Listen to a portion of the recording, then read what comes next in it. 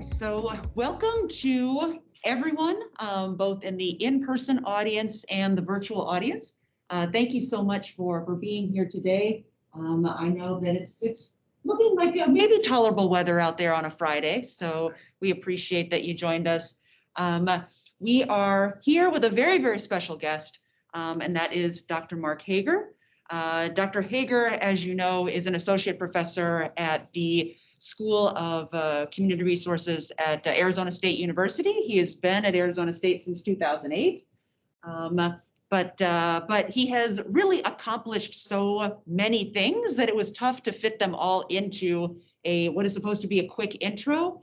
You know, Dr. Hager has been the editor of Nonprofit Management and Leadership for the last 5 years, doing an absolutely stellar job in increasing the impact factor.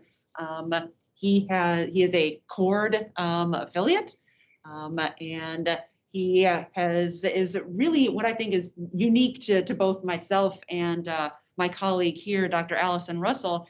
He is a pioneer in both of our fields. So I do work in nonprofit finance and demise, and Dr. Russell does work in volunteer management. And yet Dr. Hager has managed to really be one of the pioneers in both of those. So very seldom do you get to meet one of the stars, but I'd say it's very, very rare to meet someone who happens to be a star in multiple areas. So we are very, very lucky, very fortunate to have Dr. Hager here to talk to us today about one of I wouldn't say the conclusion, because that implies that it's ending, but an update on a large grant-funded project on volunteer management. So thank you, everyone. We'll be first enjoying the lecture. If you can save your questions until the end, we'll be taking questions from both the live audience and we'll be taking questions from the chat. So thank you so much. And without further ado, Dr. Hager. Thank you, Professor Searing.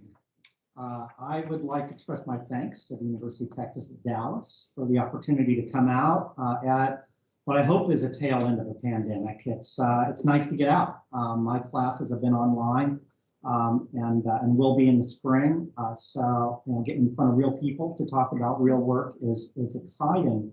It's actually a sabbatical semester for me, which means I also don't get to see many people. I'm sort of holed up. I'm calling it embedded in a nonprofit organization in Phoenix and meeting with members of my research team, just focused on this particular project that I want to share with you today. So great to get out and share with you. My goal, I guess, is to talk for about 45 minutes and then gather whatever kind of feedback we can get or exchange that we can have, because feedback is important for me for this particular project. It's sort of the arena is new for me. The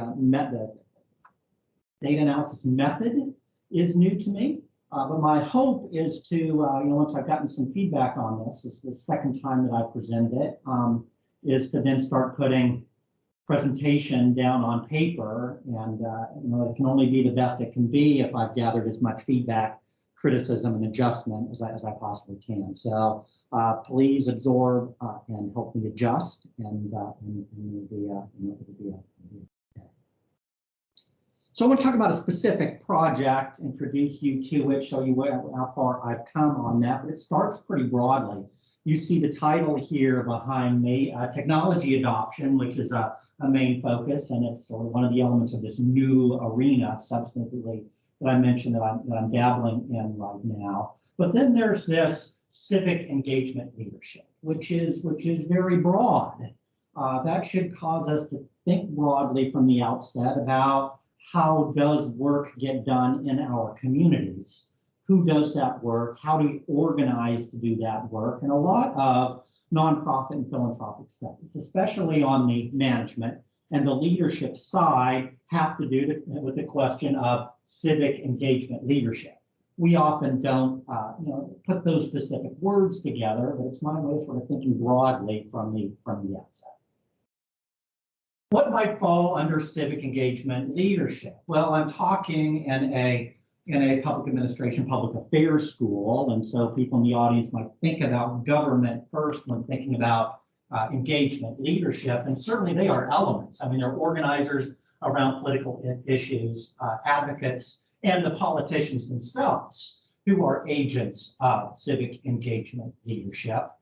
Then there's government itself, our government agencies, program managers and bureaucrats that work in local, state, maybe even federal government, who we might think of as civic engagement leaders. So government is certainly part of that, but it's by no means all. We can find it across the range of different sectors. Even at the individual level, social media influencers are playing an increasingly large role in organizing people to engage in community in different ways. We can think back a few years ago to the Ice Bucket Challenge, where media influencers cause people to act in particular kinds of ways. So there's influencers here. Along with government, there's going to be for-profit businesses, which will encourage their, at a minimum, encourage or give the opportunity for their employees to go out and work in community organizations. And they may even have people employed to organize their workers to go out for. Oh, we're going to spend this Saturday at the zoo.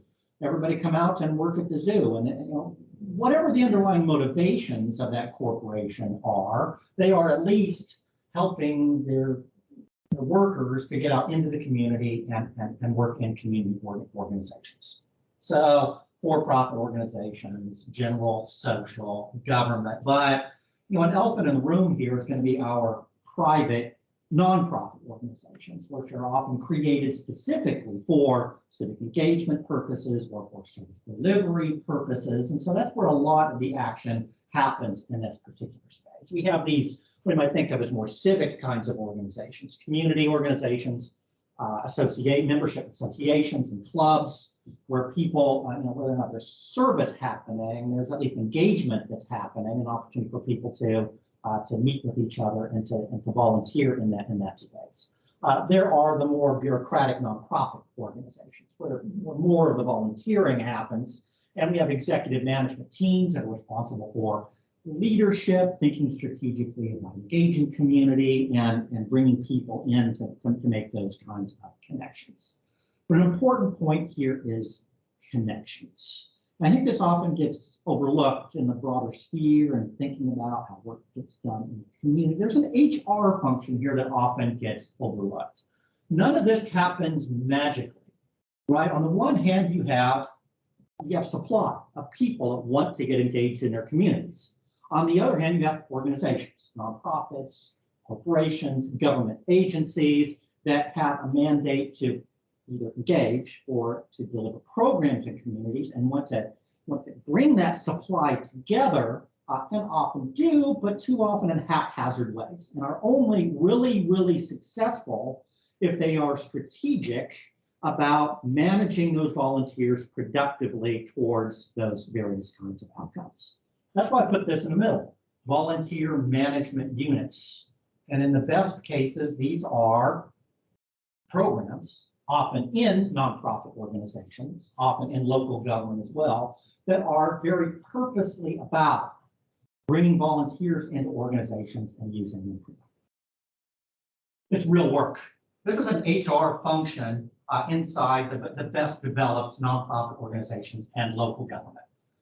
And in the best situations, volunteer management teams are doing all of these things. They have to be involved with management teams to strategically define the role of volunteers. If it's not done strategically, it happens haphazardly.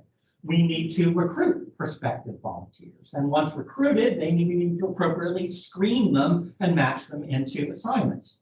It doesn't happen magically, it's an HR function. Once they're in the organization, we need to train these volunteers to work in these particular assignments, and not just train the volunteers, but often we need to train staff to work productively with volunteers. We've got the staff, we need a volunteer management function team that will carry out those particular roles. As that work is going on, volunteers should be appropriately supervised to make sure they're doing what we expect them to do, that they're happy in the role that they are in, we need to assess the work that they're doing. Are they happy? Are they productive in the work that they're doing? How many hours are they working? We need to assess to know from a program evaluation point of view, are we getting the work done that we expect? But also we need to communicate to various stakeholders about this is the number of volunteers that we have. This is the impact that we have. And without assessment, somebody carrying out that assessment, that work is not going to get done. Once work is done, or along the way, we need efforts to recognize the work of volunteers. Sometimes it's just a thank you for the work that you do, but there's also a variety of ways that organizations, in the best of times, will recognize and thank their volunteers. Because if we don't thank them, if we don't supervise them, train them, if we haven't appropriately screened them, volunteers will just walk away. The haphazard approach doesn't work. Without the appropriate sort of HR function here, they'd rather just as well work somewhere else, spend their time somewhere else, or go binge Netflix, right? Why work in your community if your time isn't being used productively? There's all kinds of other things you could be doing with your time.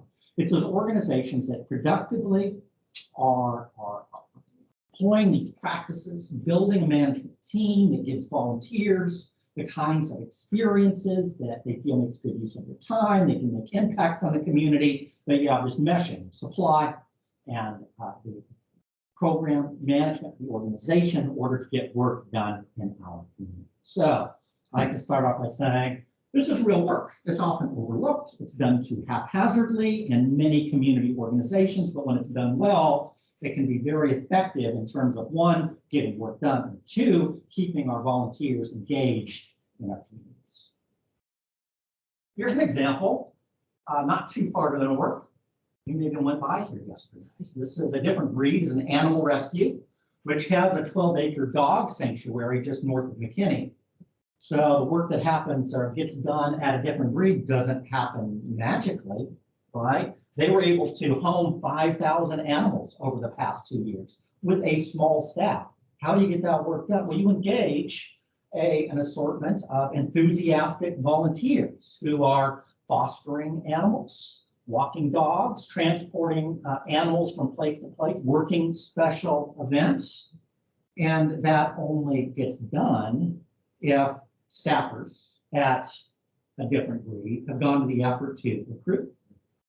Make sure you're not getting our dogs to be involved in dog fights, but we're actually going to home them, right? So we're matching volunteers to appropriate screening and matching them to appropriate assignments, and making sure that they're doing things that volunteers are doing things they want to do, but also things that need to be done so that these 5,000 dogs, animals over a 2-year period can find new homes. One example, something is happening in the neighborhood of productive use of volunteers in order to get work done in our community. So, what am I doing? Well, we're looking at this question of effective volunteer administration, but for the first time, for me, I'm delving into this question of technology adoption. I say first time, I dabbled in it maybe 8 years ago in the pilot project. But it's my first serious dive into this particular space. Technology adoption, funded by AmeriCorps. Some of them had hoped to join us remotely today. I'm not sure that they're able to do that. They may look at this recording a little bit later. But this project I'm sharing with you today wasn't the first main project that was funded. I won't be talking today about something called the Volunteer Management Capacity Study, which was the main project that I've been focused on the last several years. What I'm talking about today is a supplemental study that AmeriCorps invited me to propose, and they agreed to fund. It's around the 2018 mark. And the focus here is volunteer administrators' attraction to use of particular technologies to get work done in their management of volunteers, or, and this is an important point, I think, their aversions to that technology. If they don't like the technology, the technologies aren't useful to them, they may be less likely to use them. And if they're not using them productively, we may not have either the productive volunteers or the happy volunteers that be towards better civic engagement in our communities. And so my focus here is on technology use. I should say that this was proposed and accepted before COVID-19 came along. I think it's a universal question because, or a useful question at any time, because technology has become increasingly important in the work life, at least of work life in the United States. Certainly in my lifetime. I mean, I can remember a point where people didn't have computers on their desks. And we still see old movies where that happens. And you're like, geez, it's before computers. How do they even get work done, right? So our computers, and now more recently the internet, has crept into our work life and revolutionized our work life. To what extent has that happened in our charities? To what extent has that happened in our volunteer management units? How is that helping to facilitate their work in engaging volunteers? So I proposed this and was accepted even before COVID-19 happened. So we had to stop for a year. We put it off for a year because we were worried the people we wanted to talk to weren't even working. They were too busy, or they were spending time with their families or taking care of parents rather than working in their jobs. So we put it off for a year. But during that year, man, it became all the more relevant. You know, I like to say tongue in cheek that for this project, COVID-19 was awesome, right? Because all of a sudden, the question of technology use to engage volunteers remotely at a time of change becomes an important question. It becomes a policy question for all of us internally in our organizations, but also for places like AmeriCorps that want to facilitate volunteering around the country. So, I hate the pandemic, but I love the conditions that it created for me to study this question of technology use by volunteer administrators. So, theory, if that's the right word to use here. So what we're talking about here is technology adoption, technology diffusion. You might not be surprised to hear that scholars have been paying attention to this for the best part of the last 100 years, right? Because technologies have been diffusing into our lives in a variety of ways. When I was growing up in the 1970s, it was the microwave. Famously, there were no microwaves, and then a few people adopted them. And once people started saying that's pretty cool, there's then a bunch of people are adopting. And then once over half people adopt, almost everybody adopts it after that. So there's microwaves, and more recently there's the personal computers. There are ATMs. That I had to slowly get used to, and not just taking money out of the ATM, which not everybody would do, but now my ATM wants me to actually deposit checks directly into it without a deposit slip. Well, do I want to do that? Do I trust that this is going to work? This be easier. Now it doesn't even want me to put my checks into it. It wants me to stay home and take pictures of the checks and upload that to an app, right? So it is constantly evolving technology. And we have scholars, we shouldn't be surprised, that are studying ATM adoption, that are studying doctors that are, their adoption of MRI machines. And so my question is about, well, how does this relate to our adoption of technology in the nonprofit space, and more specifically in the volunteer management space? The literature and approaches to studying technology adoption, technology diffusion is probably much like your fields and whatever you study. And that means that various scholars from various traditions look at that question through a variety of theoretical lenses, and everybody's measuring it differently and using different concepts. And that's just the norm, and it's awful for science that we're all looking at things through such different lenses, right? Interdisciplinarity can be awesome in some ways, but it's hard to build knowledge when looking through so many different lenses. That was certainly the case for this whole arena of technology adoption, which is looking at, you can see my laundry list here, right? One study may be looking at technology adoption through a lens of reasoned action. Another through a psychology lens of planned behavior. There were social cognitive arguments about why people might adopt or gravitate toward or reject certain technologies. Then somebody did something amazing. that I suggest that we all aspire to.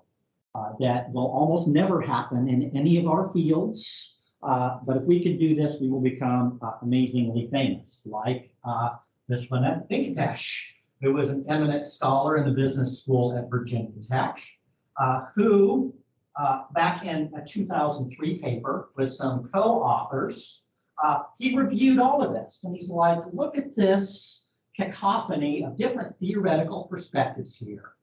Let's not do this anymore. Instead, let's create, not let's, he's like, I am going to create one unified theory that takes the major tenets of all these things and create a fairly simple, deceptively complex single theory. I'm going to call it the unified theory of acceptance and use of technology. And, maybe we all aspire to, maybe somebody we can try this, and, it doesn't work. Well, it worked in this particular case. In this 2003 article here, where he laid all of this, Google Scholar is showing 35,000 citations for this particular paper. So this is way out in the stratosphere in terms of influence on this particular field. I don't know if I'm overstating this, you cannot, over the past 20 years, do research on technology adoption without citing that paper. Right? Everybody cites it, and most people jump off of this Venkatesh et al. 2003 paper. So what does this unified theory look like? Pretty simple for the most part. I mean, this is clipped right out of 2003, right? Do you guys remember Word in 2003 where you made boxes like that?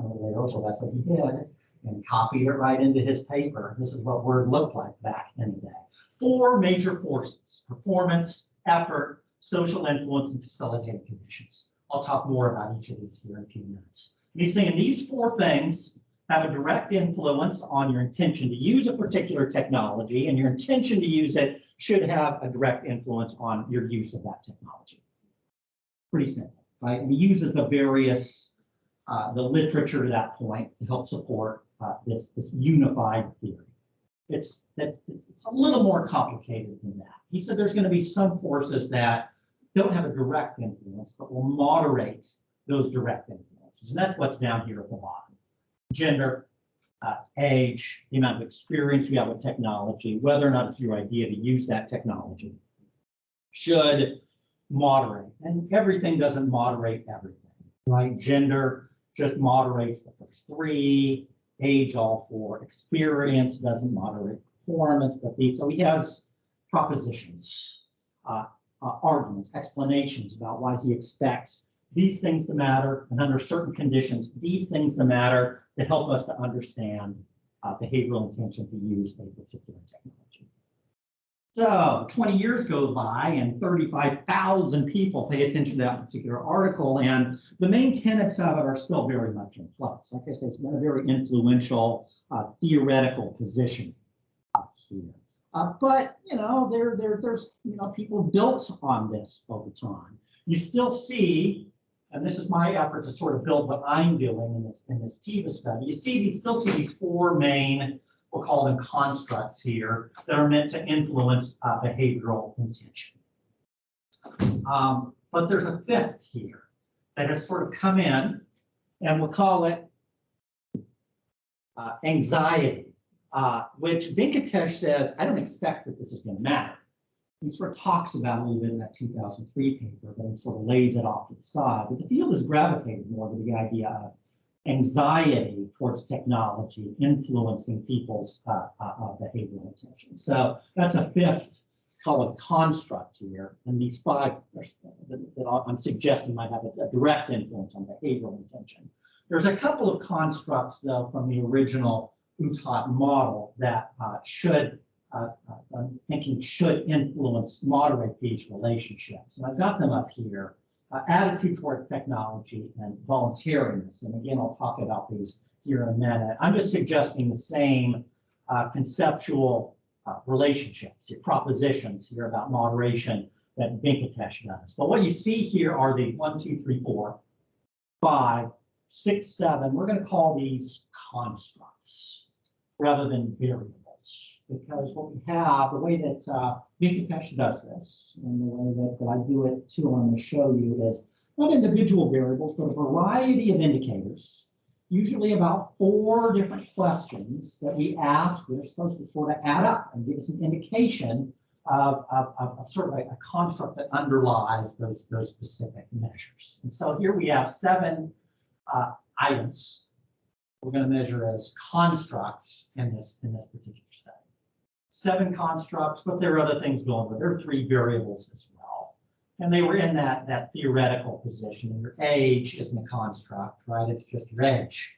Your gender isn't a construct. It's just sort of how you identify in terms of gender. The amount of experience you have with technology also asked here is sort of a variable rather than a construct. But we have these hypothesized, that's the wrong word, proposed propositions of relationships about how each might moderate. So pretty complicated. Should we expect all of this to sort of work as well for ATM adoption as we do for volunteer administrators and their work with technology? Maybe, we don't know. Nobody's ever studied it before. So I wanted to find out. What did I do?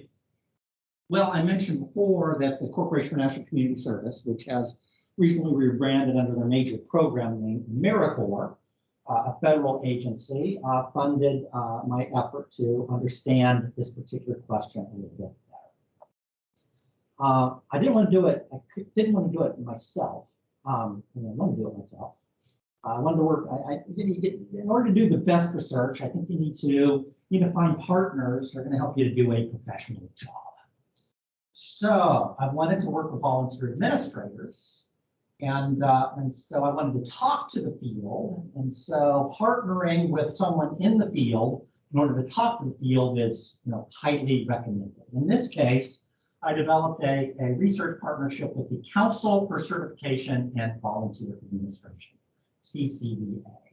And they have about 1,000 people in the United States and Canada who work professionally in volunteer administration, gone to the trouble to have an active certification in volunteer administration.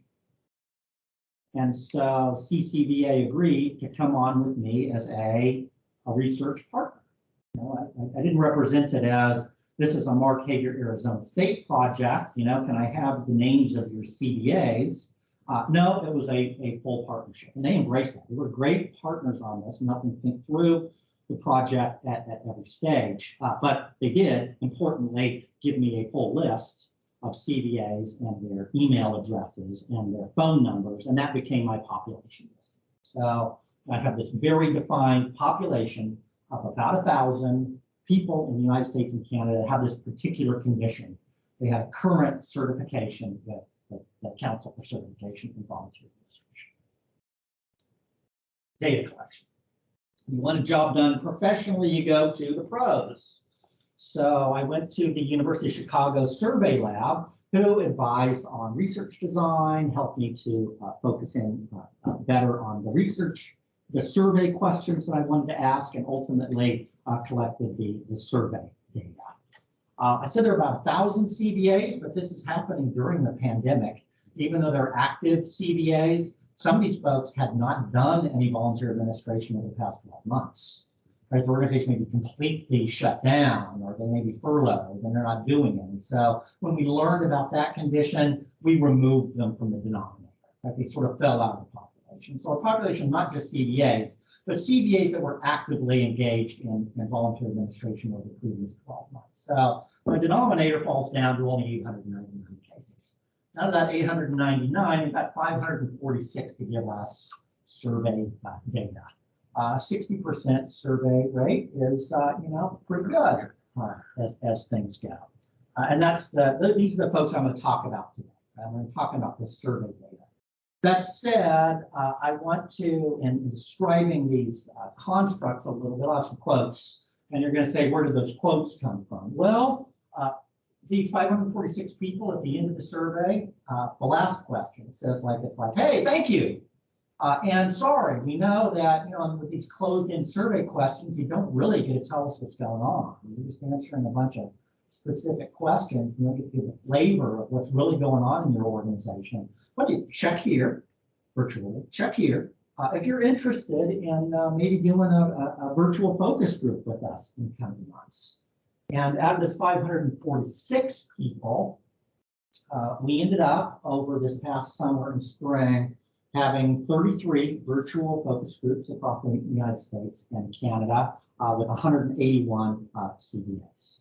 So, and those are nice numbers too, right? If there are 1,000 CVAs, I get 100, that's almost, almost 1 in 5 CVAs I'm getting on a focus group. So I'm pretty pleased with that, the kind of data I have. So virtual focus groups, which is an important data source for me in the larger project, you'll just get to see a couple of examples today. So what's technology? So I don't want to just go to these folks and say, hey, tell me about your technology use, because that's too vague and general.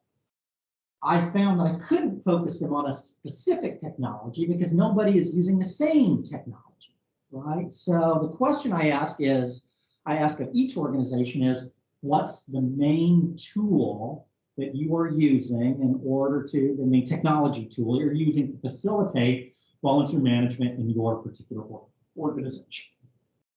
A telling statistic is that out of those respondents, what did I say, 500 and, forget already, it's on the previous slide. Out of my respondents, I get about 100 different answers about what their main technology tool is here, which leads me to sort of muse about sort of the messiness of the field, about the lack of professionalization in this particular space, even among the most professionalized in the field. These are the people who have a certification in volunteer administration. There are a couple of tools that have pretty good market penetration. The biggest being a program called Volgistics, with almost 16% of respondents saying that is my main technology tool. Another one like it that's gaining market share is called Better Impact.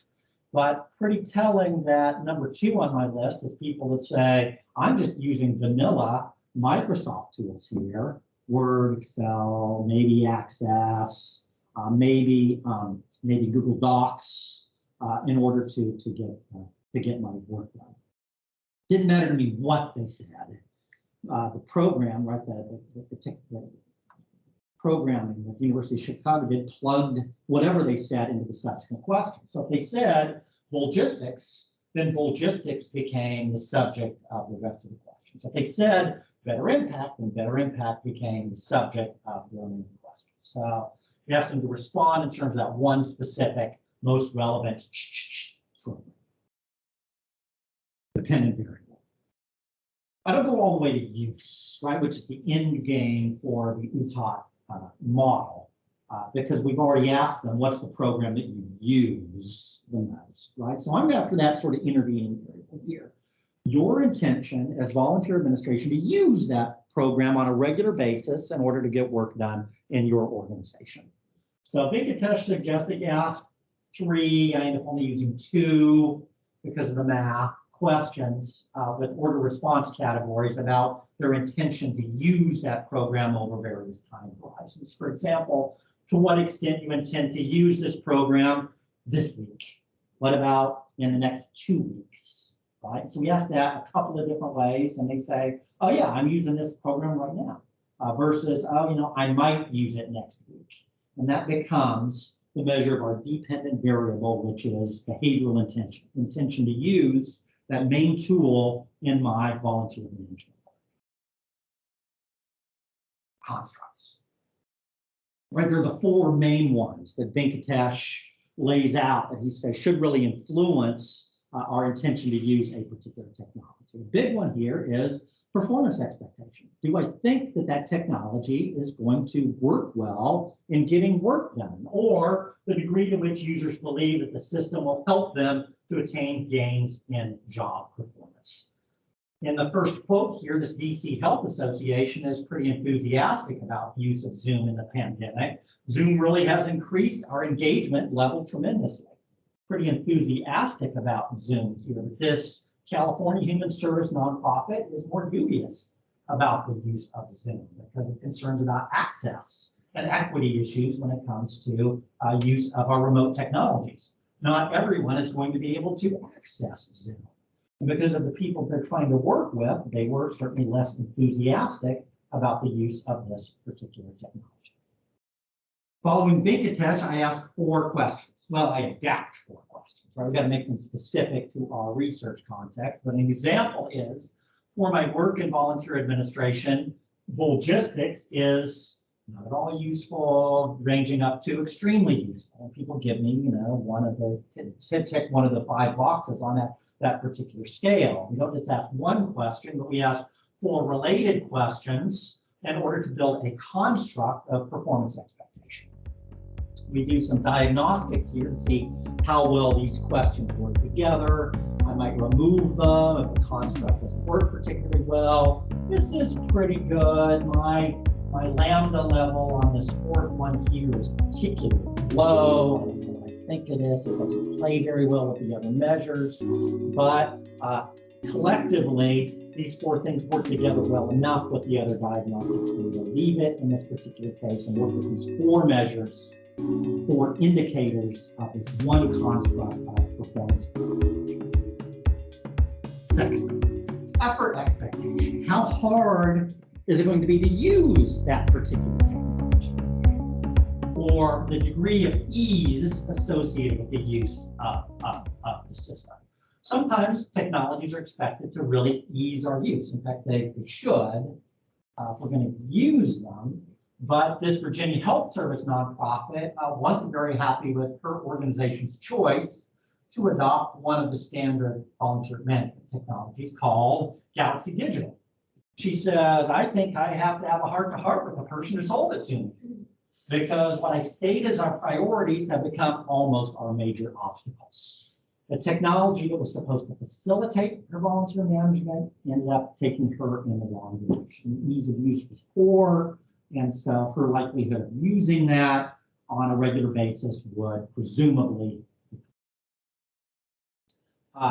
4 questions here as well, including I find my interaction with logistics clear and understandable, 4 similar kinds of questions. The diagnostics on this all end up being pretty stellar, so I love my measure of effort expectancy. Social influence.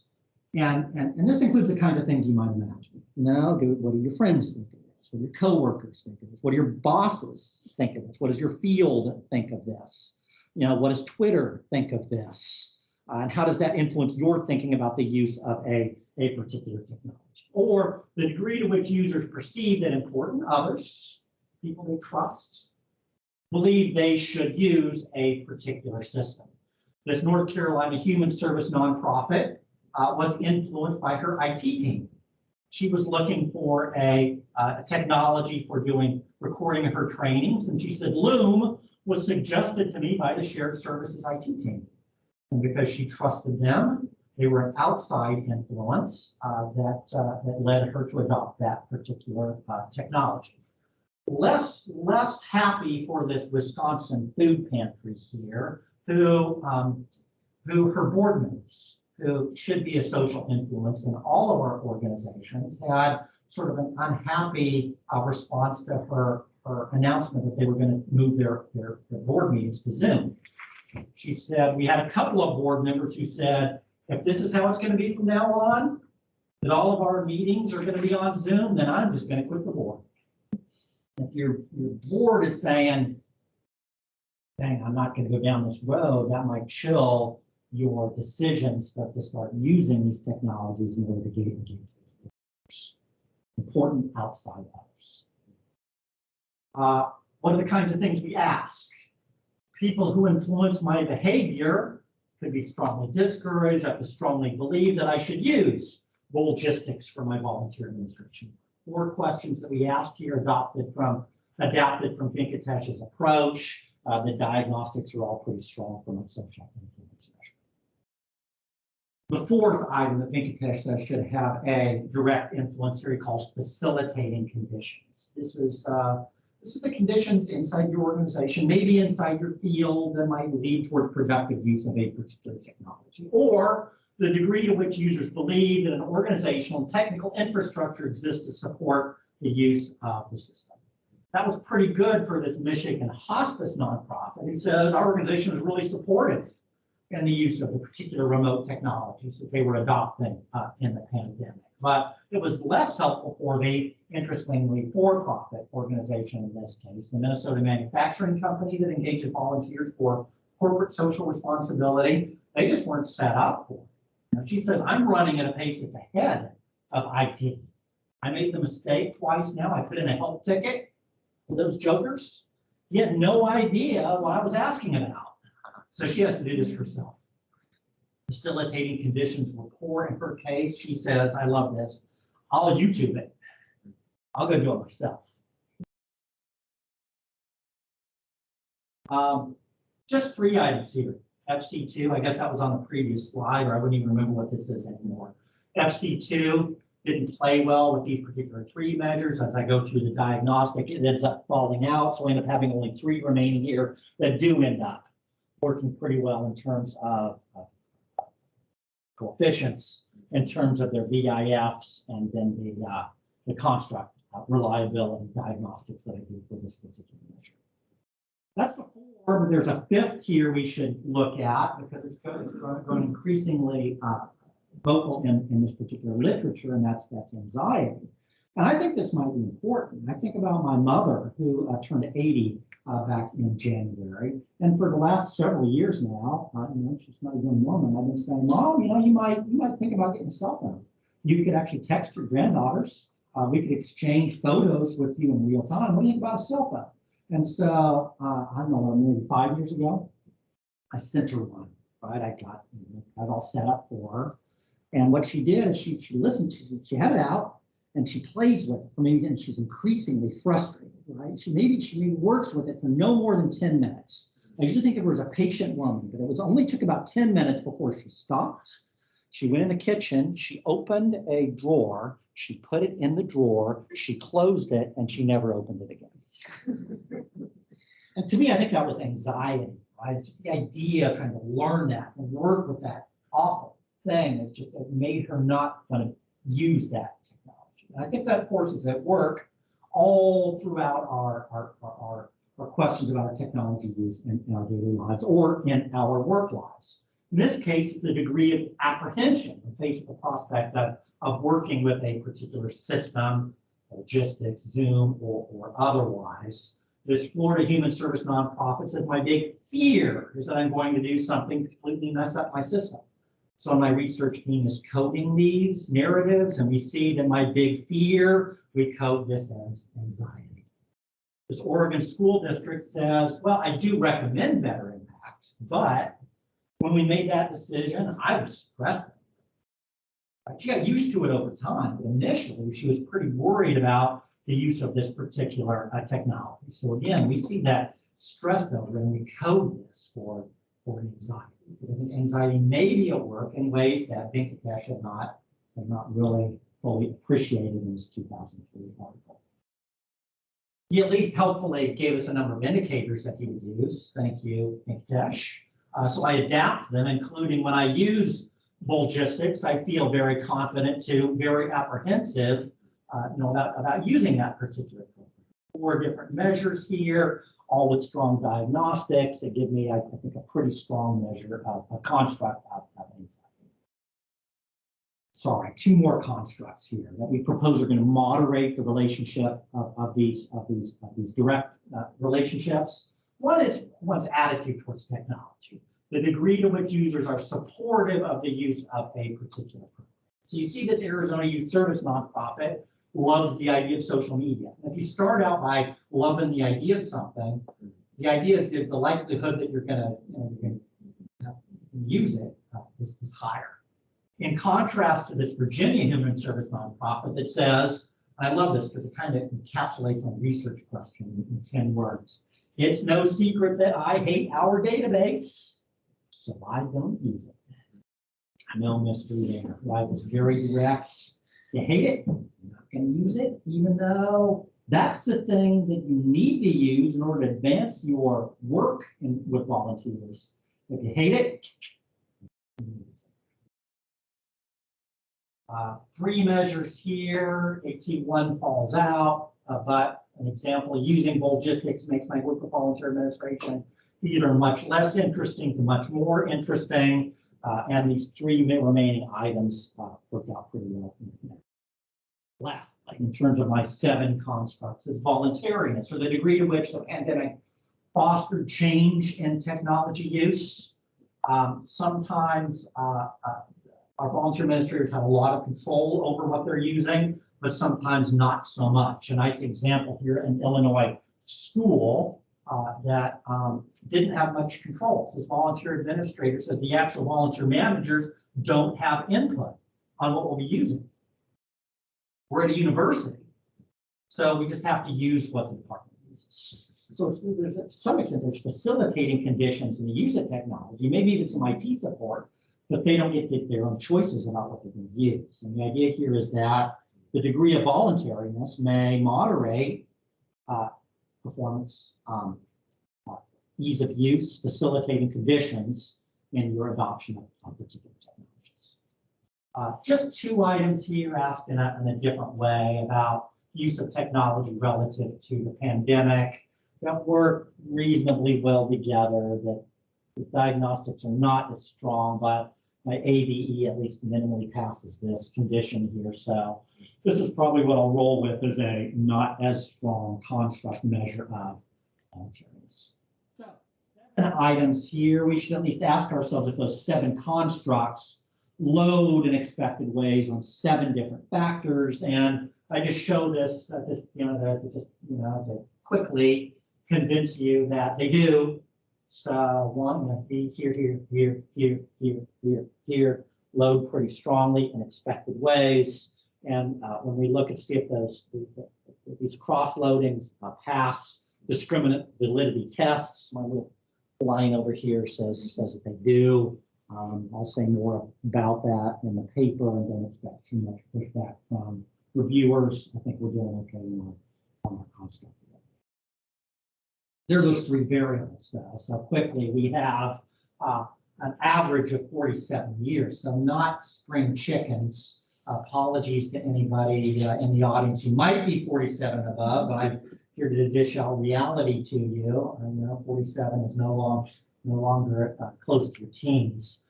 But most of our volunteer administrators, CVA or not, tend to be a little bit older. And they tend to be women. Look at this, 90% are identifying she, her. That's leaving less than 10% that are identifying he, him, and a few that are identifying they, them. But my measure here is to look, it's one side of a dichotomy here, 90% that are identifying she, her. Mostly not a little bit older, mostly women, not measured here, mostly white. So you start to get this picture of older, white women who are people, right? They're engaging volunteers as a career choice. They're not technology people. And so that's the condition here, the people here that we're talking to. On the whole, they're about 5 years into their CVA. Some are brand new, months into their CVA, some as long as 30 years, but we do an average here of 5 years into their CVA.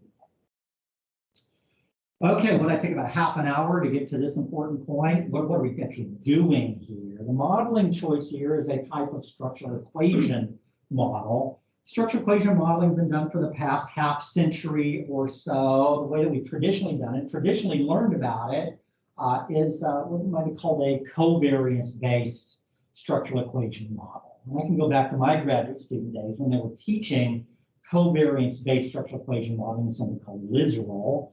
More recently, you would do it in something called M+ or other programs that use these sort of these traditional methods of structural equation modeling. There are new ways of doing it. It's a whole different class that's been around for a while because Professor Wold introduced us to something called a partial least squares approach to statistical modeling. It just took a long time for us to incorporate partial least squares into our structural equation model. Could be done, but it took a while for us to develop programs for scholars to adopt these particular approaches to use a partial least squares approach. It has some advantages over the more traditional covariance-based structural equation modeling. There are fewer assumptions about the normal distributions of the data that you were using. And there's a big one that Venkatesh pointed to. I am using PLS partly because Venkatesh is using it, right? If I'm trying to engage the UTOD model and he says, quote, we use PLS to test our model because we have quite a number of interaction terms and PLS is capable of testing these effects, and I'm going to gravitate towards a partial least squares structural equation model. But he's absolutely right about the reason for using it, right? His model is all about these moderating relationships, right? It's 15 to 20 of these moderating relationships, and that's just really hard to do in a covariance-based model in Literal or in Plus. But a PLS, partial least squares model, very nicely handles these model relationships. So we're on the PLS train. Let me show you quickly 5 models, or at least the outlines of 5 models. So here's all the sort of the variables or the constructs that we are looking at here. And as a first cut here, I just want to put in the direct effects. I want to sort of get some sense of how well those direct effects are going to be related to behavioral intention in this particular space. And the first thing I take away from this is that, it's not going to apply seamlessly to this nonprofit space or to the volunteer management space as it might in some of the other literature on the UTOD model. Some are like, oh, geez, I get a whole bunch of null effects here. Is that bad? Well, it depends on how you spin it, right? And we're all about the spin. And the spin here is going to be about, well, you sort of expect differences. You don't expect volunteer administration to be the same as my decision to use an ATM. So there should be scope conditions that we consider on a theory about how it applies in one way in one context and a different way in a different context. That's at least going to be the argument that I'm going to make here. Because, lo and behold, some of these things that Venkatesh says really should matter, like effort expectancy and facilitating conditions, that N to NS is my shorthand for not significant. Right? These things are not panning out, at least in this initial model. And some of these other things down here, attitude towards technology, voluntariness, age, experience, also showing up in this first model as not significant. But that's just the first pass. In the second model here, you get sort of that full specification of that model that's going to test with all of those moderating relationships. This is where a partial least square structural equation model really shines. And a couple things pop out here, right? You start to get some of those moderating relationships. Age and genders relationship, performance expectation, attitude towards technology and ages, relationship with facilitating conditions. So you start to see at least some hints of some moderating relationships, but a lot of NS here, which is going to end up being part of the story that we end up telling from this. So where do you go after you see all of this? You make choices as an analyst about what to do next. So the step that Mark Hager often takes here is to go from this full specification and pare down to just those variables that look to be significant. You start pulling things away, right? It's not significant there. Let's pare down to a model where we're only looking at those forces that look to be a little significant. And what I expect, and what usually happens when I go down this road is that you pull away the chaff. And those relationships that seem to be significant in the earlier models, they get stronger, right? And you have more things to talk about. Didn't happen here. Instead, we have some things that were falling out here, right? Age is falling out of this relationship with performance expectancy. Experience is falling out of this relationship with effort expectancy. Age is falling out of this relationship with facilitating conditions. And so the story gets simpler here the further that I get down this. But remember, I'm adding a complication. Venkatesh said he didn't expect anxiety to matter. The literature is suggesting that anxiety might matter. So one wrinkle that I'm bringing here is to say, well, we want to bring in anxiety as a direct effect. And we did that in model 1 here. But should we expect that those moderating relationships that Venkatesh never explored might have an influence on anxiety's direct effect? Well, that's what model 4 is about right here. We bring in anxiety, we see that strong effect of anxiety on performance, on behavioral intention. And the answer is mostly no, mostly not significant here, but we do get one. We see that attitude toward technology may moderate the level of anxiety, the influence of anxiety on our behavior. So I feel like I have something to add here, at least in a nonprofit context, and thinking about how the theoretical paradigm relates to our understanding of volunteer administration. And the last model I just pare down again and start looking for the things I really want to talk about in the conclusions, and they're all in green here. What are the sort of the final relationships? Maybe better to look at graphically here. There it is. You start out with a fairly complicated beginning model of here's what UTOT says we ought to test in any particular space. What actually pans out in the volunteer management situation. And it gets simpler. And thank goodness that it gets a little bit simpler, that we can have specific things to talk about. Ends up that we end up with only 6 constructs, 5 constructs in a variable, and 7 relationships to consider in explaining behavioral intention in the volunteer management space. So this is sort of a final model, but I think it sort of suggests 4 stories about how this model helps us to understand volunteer administration and the broader UTOT model. So part of my purpose here is to talk to theory. I want to see how it applies, but I want to inform the broader discussion of the UTOT model. So, 4 stories. 1. Sure, performance expectation and social influence seem to behave as we might expect, but interestingly, effort expectation facilitating conditions are going away. What is it about the nonprofit space or the volunteer management function that might lead us to post hoc explanation? What is it about performance and social influence that matter where effort expectation and facilitating conditions don't? That's one story that I think we need to tell about these conclusions. Even though Venkatesh suggests that we're going to have lots of moderating relationships here, I should count them up. 15, 20 different moderating relationships that he expects in this complex UTOD model. Very few of them actually pan out in this particular data collection effort. Really, it's only just one, honestly. Right? We get performance expectation, and your expectation that this program is going to help me, sure enough, has a positive influence on your intention to use it. But women also are more likely to use it, but being a woman also dampens, negatively moderates this positive influence on the performance expectation on behavioral intention. So Venkatesh had suggested that. It pans out here. We'll tell that story in the paper, but it's only one out of more than a dozen expected relationships, moderating relationships that pan out in this particular way.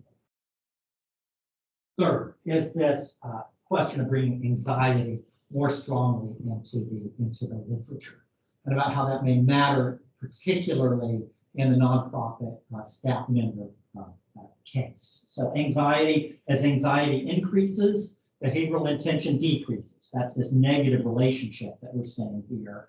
But that's moderated by attitude towards technology. Sure, you're anxious about using it, but if you've got a pretty positive influence towards, positive attitude towards technology, even if you're anxious about it, if you're positive about it, that will reduce, the influence of anxiety on your eventual use of that technology. So there's a story to tell about anxiety and about moderating relationships that hasn't been told in the literature that we'll be able to tell on this particular thing. Lastly, we get this unexpected direct influence of experience, which Venkatesh says should just be a moderating relationship. He doesn't even hypothesize strongly, propose this as a direct influence on behavioral intention, but it ends up panning out in this particular data. The thing is, it's in an unexpected direction. You see that negative relationship? The more experienced our CVAs are, as experience goes up, their intention to use the technology goes down. I'll muse a little bit about that in my conclusions here.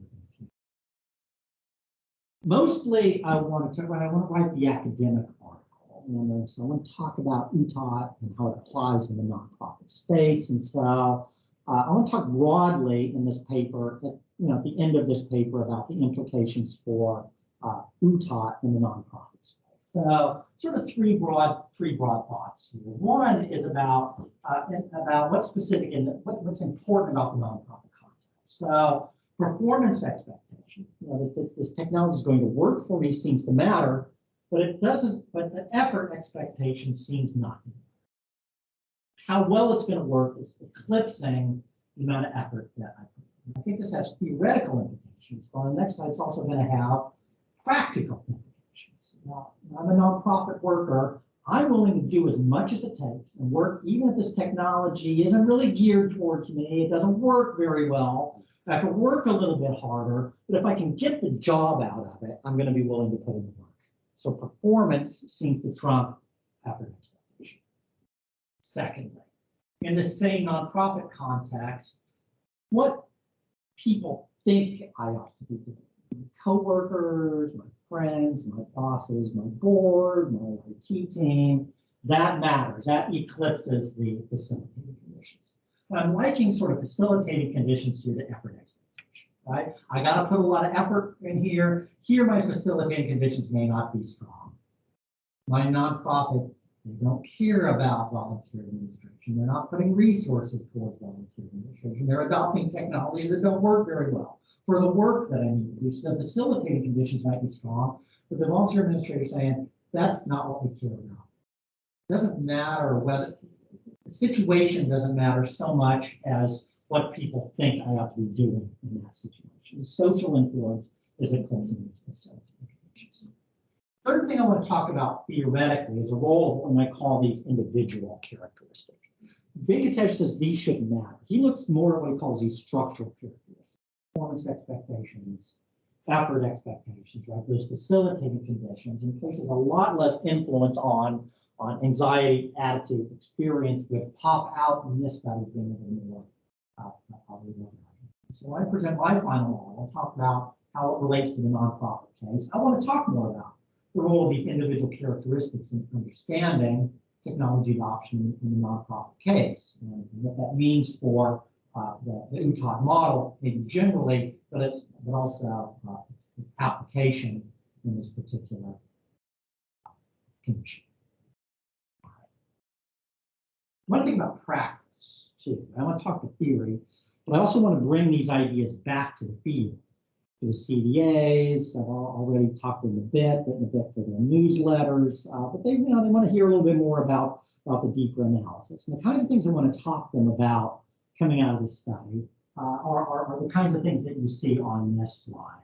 And the first two are just sort of practical implications from what we saw on the previous slide. They're willing to engage technology as long as it helps solve problems, focuses more on performance and less on the amount of effort that you put in. Well, that may have implications for strategy, for research, for resource distribution, for policy, knowing about sort of what nonprofit managers are doing. Second, the VRMs are accustomed to working autonomously to get work done. They care about what people think about what they're doing, but they know that they're often on their own to get work done, and they're going to figure out how to do this. They can benefit from that social support, especially to the extent that it smooths their anxiety about these particular technologies. The fourth thing I want to bring to the field has to do with sort of the age of these volunteers, not volunteers, these volunteer administrators. And it has to do with that sort of contrary finding when it comes to experience. These people that have been around the field a long time seem less likely to engage their technologies. That has to do with how old they are, they're stuck in their ways. I need to muse about this a little bit. But it does open the door to ask a question about, if experience has a negative influence on technology adoption, well, let's get some younger folks in there that are less concerned about that technology, more facile with that technology, and they may end up in a better match for situations. So I'm still a little embryonic in thinking about practical implications, but I think they're important. And we want to talk theory, we want to talk practice, and you see the basis I have: data, theory, and results that allow me to make specific claims about the UTOT model and how it applies in the nonprofit case. So thank you for your attention. Yeah. And I'll be curious to hear what kinds of reactions you have. Well, thank you, Mark. And so what we're going to do now is shift into Q&A. I will give the priority to the in-person audience first, because I am going to switch the tech around and take the slides down. But that does mean that our in-person audience has kind of first dibs on questions. So do we have any questions from the in-person audience? Steal this chair. Yes, please do. There we go. And I just wanted to say that there is a lot of applause here too online. Hey! Can I ask? So yes, Rafi, please. Maybe all the professors stand up and take a picture. So it's remarkable memory. Oh, sure. But we'll Yeah. let me take care of all this. But remind us before we all leave. We will get the picture done. So and maybe even once I am able to get teams up there, we can do stuff. But all right, another question. Yeah, I think we have quite a few, but I don't know who wants to start. I'm not in the field, so my questions maybe a little bit amateurish, but I love the presentation. So I'm fascinated by your use of SCM, and I think that I myself am still coming to grips with SCM as a method, so I'm kind of used to thinking through things very parsimoniously. And I was thinking whether this key concept that you introduced, a construct of anxiety, if it can indeed be viewed as a very independent one from the attitude to technology. So, and I'm trying to, again, here, view things very parsimoniously. So in my mind, anxiety is a type of attitude to technology, broadly, right? So I do not view them as very independent constructs. So I was wondering why you decided to model them separately, and I just look forward to just learning more about your way of thinking. Yeah, I think two quick responses, I guess. One, the theory of the field separates them, Okay. right? So if one is trying to adhere to tests, build on the theory of the field, meaning this UTOT model, Right. that has been so influential in the field, then I want to adhere as closely as possible. Especially, this is my first foray into it. I don't want to make some radical departure by combining something. So since the literature looks at these separately, I'm naturally going to look at these separately.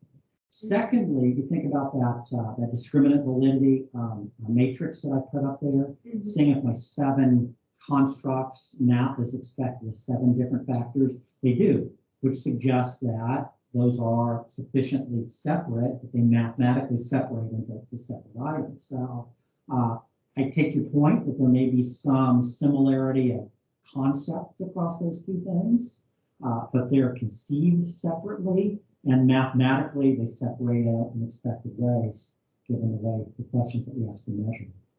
Yeah, I see. And so it's great. So thank you for bringing up again that slide in my mind with 7 factors loading very, very nicely. When I saw the slide, I was like, ooh, that's basically an ideal story. It's something that you do not expect in real real research when you do it for the first time. So I was going to ask you, since the construct validity is so high and everything is so perfect, it's just a remarkable way of doing research and teasing out the separate dimensions for analysis. I was wondering if you piloted your survey, or was it just that you arrived at it from the first get-go? So your 7 factors, what's the story behind them? Did you just immediately have this cleaner picture, or did you have to iterate and reiterate surveys to know that you were asking the right questions? So how long did that take? for you to create a survey instrument of this quality? Pilot, no. No, I can't say pilot. This wasn't part of the research design, wasn't part of the schedule, wasn't part of the funding. So what we had was, starting with Venkatesh, who nicely lays out, this is how I'm asking my questions, right? And then a literature, the tradition in the last not quite 20 years of people that are asking similar questions. And so what we did, and we meaning mostly graduate student Vera, who I had her comb the literature and see how has everybody asked these questions in their particular contexts. Right? So we get smart about how are these questions and how much are they deviating, how much do you change them for your specific context. So we don't pilot them, but we got as smart as we could about how people were adapting these particular questions. Then she suggested, wasn't even me, she suggested, here's how we might ask these questions in this volunteer management context. And we go back and forth and we wordsmith, right? And, okay, yeah, we're asking these, and we change them a fair amount, right, to make them particularly relevant for our particular context, but hopefully still have fidelity with the questions in the way that Venkatesh had asked them, and others in the field had asked these questions.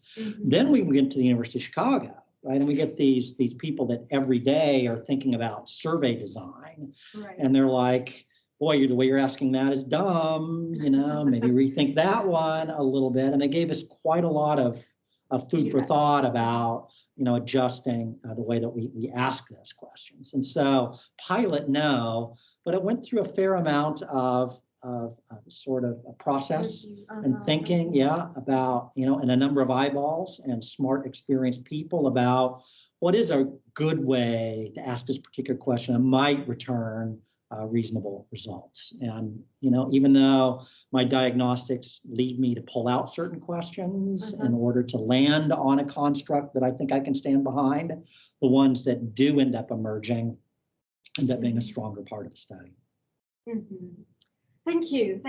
I hope our PhD students are listening because, right, it's very important to create survey instruments that work, and it's very hard.